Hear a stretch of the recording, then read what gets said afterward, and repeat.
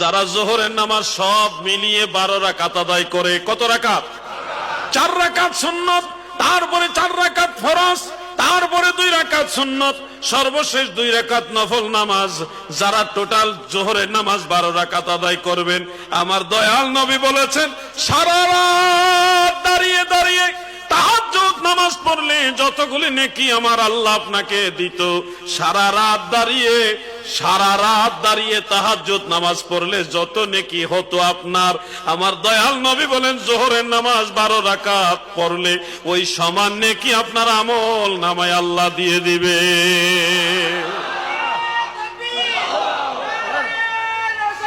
ইয়া রাসূলুল্লাহ,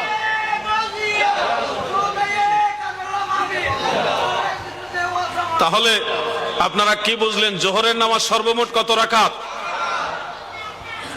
যে ব্যক্তি অভাব অনটনে আছেন, বালা মুসিবতে আছেন, আপনারা ইয়াকিন করে জোহরের সুন্নত নামাজগুলি ঠিক মতো আদায় করে দেখেন, শান্তি পাবেন, মনের ভিতরে তৃপ্তি পাবেন।